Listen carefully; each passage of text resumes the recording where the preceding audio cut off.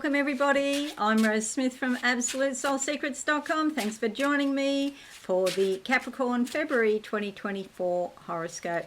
Firstly, I'm going to draw two cards as theme cards for the month. So let's get on with it. We're going to the board. There's your horoscope. But firstly, the cards. All right, I'm closing my eyes first. A big pair of scissors, like a pair of shears in front of me. Just somebody holding them in their right hand, which is a masculine way of doing things. It's very definite. It's about cutting things off. It's time to move on. Maybe you've been dilly-dallying about something, but there's been something in the past that is maybe holding you back. Now you've got to cut something off. Finish it, be done with it, so you can move on. The card that comes up is that one, the Death card. Big pair of shears in the hand. Actually, here is being held in both hands, right hand on top. Very masculine way of cutting something off.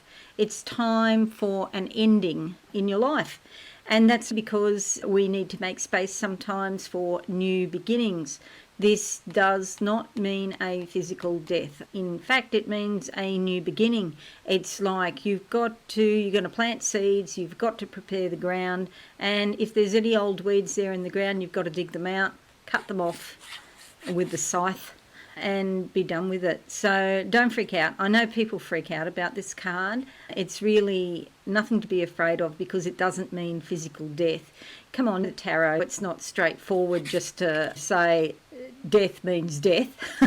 It's symbolic is what I'm trying to say. Major Arcana card, this will change your life, cutting off the things that are no longer helpful to you. Second half of the month, what do I see? This is interesting. It's a dawn. It's always darkest before the dawn, but I can just see the little glints of light starting to show. There's been some clouds in the sky, even though it's night time, and not even the starlight to go by, or not even the moonlight to go by. Maybe you felt like you really didn't know what you were supposed to be doing, what your direction in life is, and so forth. But there's a new dawn coming very soon.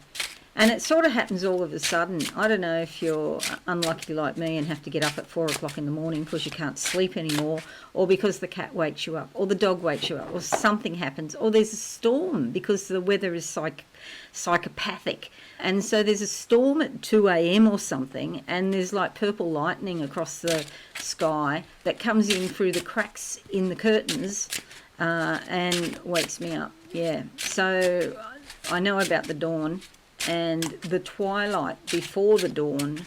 You're just going into the twilight stage. The second half of the month is the Three of Swords. I didn't even get to close my eyes on this. This is a bit of sadness, and again the emphasis is on the cutting off. Swords are about thoughts, and maybe you're having sort of thoughts coming about an old relationship or even a current relationship, and you can cut those thoughts off. If they're bothering you, just tell them we're done with that and we're going to move on now, and be firm. You're the boss inside your own head. So there could be some sadness from the past that you're remembering, and it's fine to feel your feelings. I encourage you to feel your feelings, and at an appropriate time to cut off those things that you no longer need. It's like being joined together with a person by some sort of umbilical cord in spirit. It's up to you to cut it. The other person probably doesn't have the consciousness that you do. Otherwise they'd be watching me, wouldn't they? They probably don't have your level of consciousness, so they're not going to make the move and cut the umbilical cord. It's up to you to do it.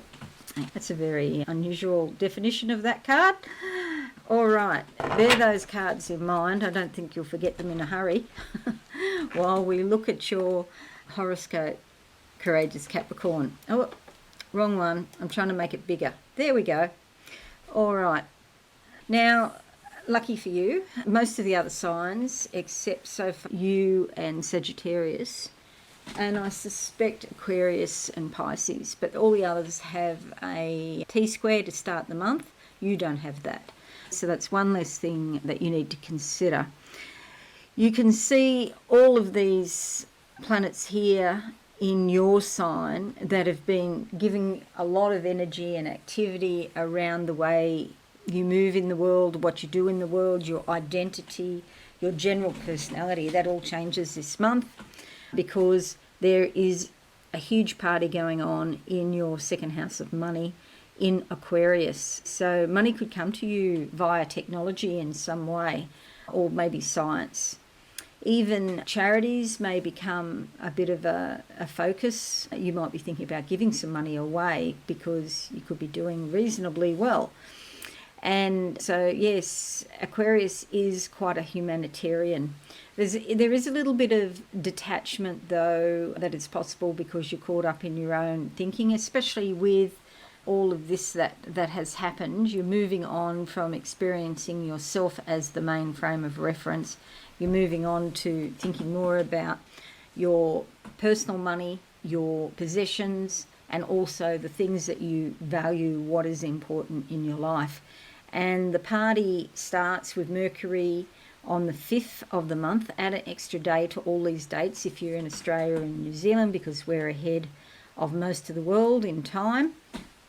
Mars goes in on the 13th, Venus goes in on the 16th, the new moon goes in on the 9th. And so huge thing going on. We do have Pluto there in charge of births, deaths, and also rebirths. So this could be something going on to do with your career because you've got a bit happening up there as well, and they're all conjunct your MC, the South Node, and the Moon. So it could be a reassessment of your career. It could be about also broadening your life in some way because the full moon is up there. But endings and new beginnings is certainly quite important for you this month, okay? With Mercury, there's a lot of transactions. I was actually trying to say communications, but anyway, it's come out as transactions. So financial transactions, especially using ATMs or technology with Aquarius there.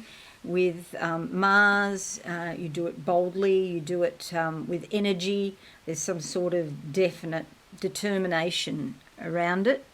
You could get impatient and do watch for that, or even angry, so watch for that. Venus, though, goes in on the 16th, and any anger she's likely to assuage, any anger, because she loves to do things in a beautiful, graceful, elegant manner. And so you might be really tempted to buy some beautiful things. The way you can go two ways. You either fritter it away on things that are not they don't help your financial state, or you could even buy some beautiful investments. So this could be things like art, for example, or maybe a vintage car, or jewellery that has a specific, unique quality to it that is more a collectible item. So collectibles, beautiful collectibles, Venus would love that. And then we have the new moon also here, bringing new beginnings, manifestation in the physical world. So it's likely to be something physical attached to it. It's not like you're just thinking about it. There's some physical consequence that goes on here. Then we have the Sun going into Pisces on the 18th. At some point it will be conjunct the Saturn here, so as it's moving in, it'll be conjunct Saturn. Saturn wants you to have some sort of scheduling, some planning, to work it all out, but there's likely to be a lot of happy communications. There's likely to be chit-chatting over the back fence with the neighbour going on, a lot of things bringing you happiness in your local area, or perhaps you even have communications from a distant relative or a sibling, or like a sibling or a cousin, because Mercury will go into Pisces on the 23rd. So it's, possible to hear from a distant relative. Then we have the full moon goes into Virgo on the 24th up here, bringing a bit of turbulence around the way that you expand your life. If you're studying, if you're particularly interested in spirituality, You might find turbulence with the study, but if you're interested in spirituality, you might find it's actually helpful to have the full moon because you're more in touch with your subconscious. And so you need time out, and you do need time out to consider anything that you need to cut off from the past and move on from. And that seems to be the main theme around your horoscope this month. It's time to move on, and anything from the past that is not helping you anymore, cut it with the knives. Mars is associated with knives, by the way, and sharp things. So it's been here in your sign, and then it will go into your second house of finances. You might decide to cut back on some areas of spending, and Mars is giving you a lot of energy to do that. Chop, chop.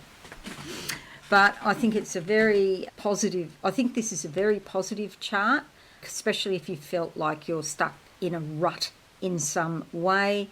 This is really going to help you move forward. Courageous Capricorns, thank you so much for listening. Share on your socials, leave a like and a comment. That would be fabulous. Thank you so much for watching. Do let me know in the comments what happens in your February. I'll see you all again soon. Thanks and bye for now.